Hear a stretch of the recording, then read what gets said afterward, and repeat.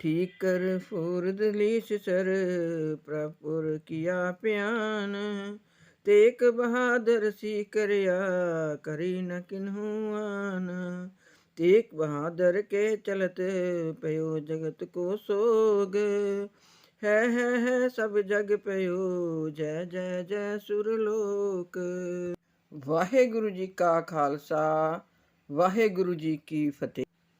गुरु तेग बहादुर जी ਦਾ ਜਨਮ ਮਾਤਾ ਨਾਨਕੀ ਤੇ ਗੁਰੂ ਹਰਗੋਬਿੰਦ ਸਿੰਘ ਜੀ ਦੇ ਘਰ 1678 ਈਸਵੀ ਅੰਮ੍ਰਿਤਸਰ ਵਿੱਚ ਖੇ ਹੋਇਆ ਸੀ।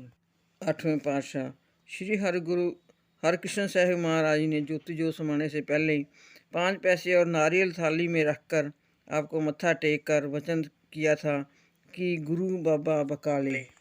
जिस टाइम पे गुरु तेग बहादुर जी गुर्दा गद्दी पे बैठे उस टाइम औरंगजेब का राज था और औरंगजेब जो था वो हिंदुओं को बहुत ही तंग कर रहा था।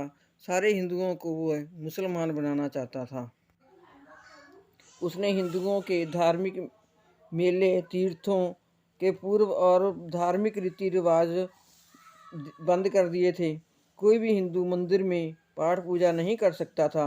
हिंदुओं के बड़े बड़े प्रसिद्ध मंदिर मथुरा, काशी, अयोध्या, द्वारका, सोमनाथ और प्रयागराज आदि स्थानों को गिराकर उन पर मस्जिदें बनवा दी थी। हिंदुओं की इस तरह से बुरी हालत करके औरंगजेब ने अपने जर्नैलों को आज्ञा जारी कर दी कि दीन इस्लाम की वृद्धि के लिए सब हिंदुओं को ज़बरदस्ती अथवा लालच के साथ जिस तरह से भी हो सके मुसलमान बनाओ। इस तरह औरंगजेब के हुक्म के अनुसार जब कश्मीर के जर्नैल अफ़गान खान ने कश्मीर के पंडितों तथा हिंदुओं को कहा कि आप मुसलमान हो जाओ, यदि मुसलमान नहीं बनोगे तो तुम्हें कत्ल कर दिया जाएगा। यह हुक्म सुनकर कश्मीरी पंडित बहुत भयभीत हो गए। अन्न जल त्याग कर अमरनाथ के मंदिर के आगे जाकर अपने धर्म की रक्षा के लिए पाठ पूजा और प्रार्थनाएं करने लगे। कुछ दिन के बाद उन्हें आकाशवाणी के द्वारा अनुभव हुआ कि उस समय आपके धर्म की रक्षा करने के लिए श्री गुरु नानक देव जी साहिब की गद्दी पर गुरु तेग बहादुर जी सुशोभित हैं। आप उनके पास पंजाब जाएं और अपनी व्यथा बताओ, वही आपकी सहायता कर सकते हैं। तब सारे ही पंडित इकट्ठे होकर आनंदपुर साहब आए और उन्होंने आके अपनी सारी ही व्यथा सुनाई। वहाँ दरबार लगा हुआ था, कीर्तन चल रहा था। तो ये सोचकर गुरु तेग बहादुर जी बड़ी ही गहरी सोच में बैठ गए।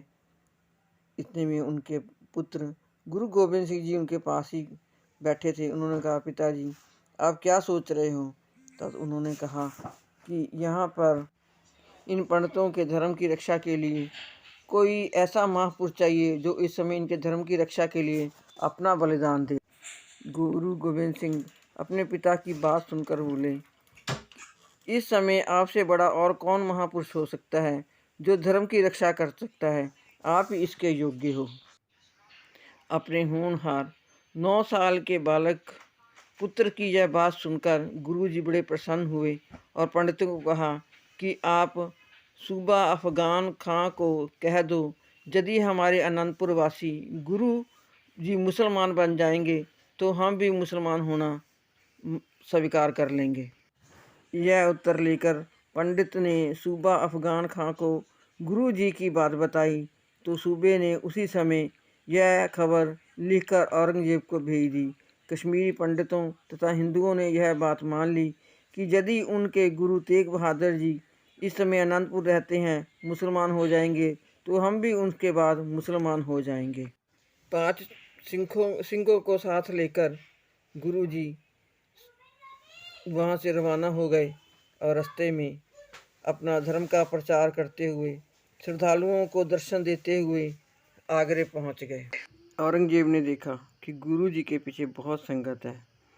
उनकी संगत इतनी है कि मुसलमान भी अब उन्हें मानने लग गए हैं और उनका आदर सत्कार करने लग गए हैं।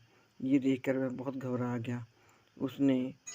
औरंगजेब ने गुरु जी की प्रसिद्धि को देखते हुए आगरे से ही उन्हें बंदी बना लिया।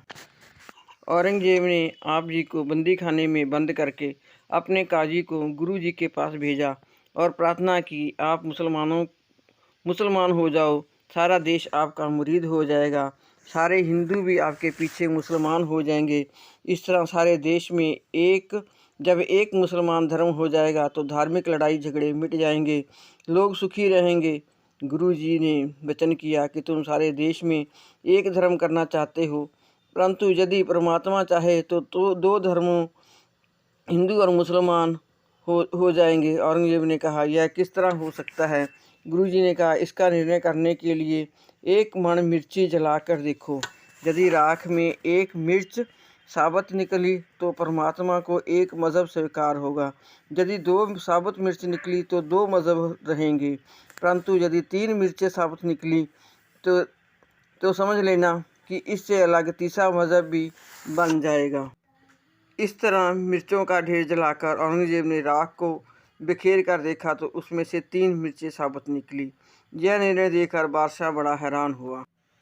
जब गुरुजी किसी तरह भी मुसलमान होना ना माने तो बादशाह ने अपने काजी के द्वारा कहा कि यदि आप मुसलमान नहीं होना चाहते तो कोई करामात दिखाओ। गुरुजी ने कहा, करामात कहर का नाम है जो हम नहीं करना चाहते। फिर औरंगजेब ने कहा, यदि आपने दीन इलाम भी कबूला नहीं करना और करामात भी नहीं दिखानी तो फिर कत्ल होने के लिए तैयार हो जाओ। गुरुजी ने कहा, तुम्हारी पहली दोनों बातें, मुसलमान होना और करामात दिखानी, हमें स्वीकार नहीं है, परंतु तुम्हारी तीसरी बात, कत्ल होना, हमें स्वीकार है। भाई मतीदास तथा दयाले की शहीदी। इस समय गुरु जी के साथ 5 सेवादार सिख भी कैद थे। जब गुरु साहिब जी ने मुसलमान होना किसी तरह भी ना माने तो औरंगजेब ने आप जी को भयभीत करने के लिए आप जी के 2 सेवादार भाई मतीदास तथा दयाले जी को घोर कष्ट देकर शहीद करने का हुक्म दे दिया। काजी के फतवे के अनुसार भाई मतीदास को आरे से चिरवाया गया और भाई दयाले को पानी की उबलती हुई देग में डालकर आलू की तरह उबाला गया। दोनों धर्मी सिखों ने अपने आप को हंस हंस कर सम्मुख पेश किया, जपजी साहब का पाठ किया, वाहेगुरु उच्चारण करते हुए सचखंड जा विराजे।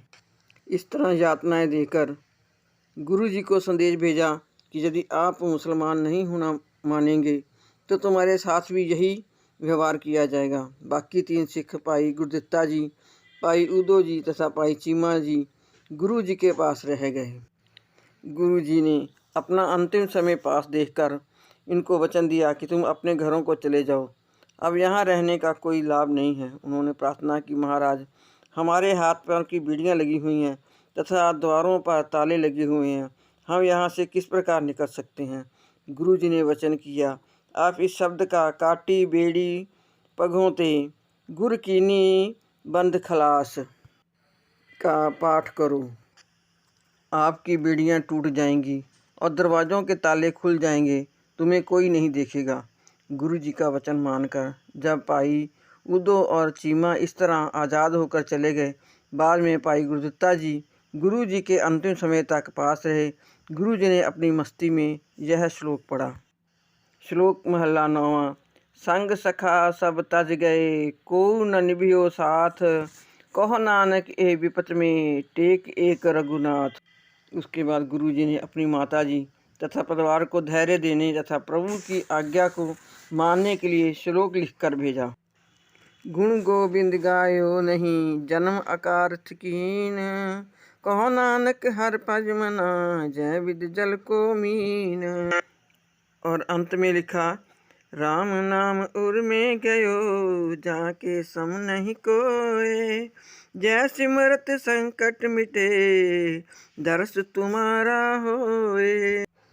इन श्लोकों के साथ ही गुरु जी ने 5 पैसे तथा नारियल एक सिख के हाथ आनंदपुर भेजकर गुरता गद्दी अपने सुपुत्र श्री गोविंद राय जी को दे दी।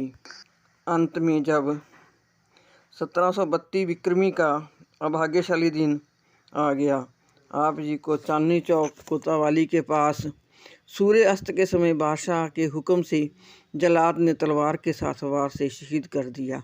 इस निर्दयी साके का वर्णन गुरु गोविंद सिंह जी ने इस तरह किया। तेग बहादुर के चलत पयो जगत को सोग, है सब जग पयो, जय जय जय सुरलोक। इस अत्याचार के बाद इतिहासकार लिखते हैं कि बहुत ही भयानक काली आंधी चली, जिसके अंधकार में आप जी का पवित्र शीश भाई जैता जी अपने कपड़ों में लपेटकर जल्दी जल्दी चलकर आनंदपुर साहब ले गया। यहाँ आप जी के शीश को बड़े ही सत्कार, वैराग्य और शोक रहित अग्निपीठ किया गया। इस स्थान पर गुरुद्वारा शीशगंज इस आंधी के गुबार में ही आप जी का पवित्र ताड़ एक लुभाना सिख अपनी बैलगाड़ी में माल के अंदर छुपाकर उस जिसमें रुई रखी थी उसमें आपका शरीर को उसने छुपा लिया और अपने घर ले गया और उस अपने घर को उसने आग लगा दी। इस स्थान पर गुरुद्वारा रकाबगंज साहिब जी आज भी संशोभित है। लक्खी साहब नज़ारा को आज भी बड़े मान और इज्जत से श्रद्धा के साथ सिख संगत याद करती है। गुरुद्वारे में ही एक बहुत बड़ा हॉल बनाया गया है जिसमें सारे धार्मिक काम होते हैं।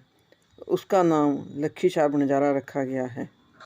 भाई जेता जी ने बाबा जी का शीश एक टोकरी में रखा, उसके ऊपर फूल रखे और बड़े ही इज्जत और अदब के साथ पैदल आनंदपुर साहब जी पहुंचा।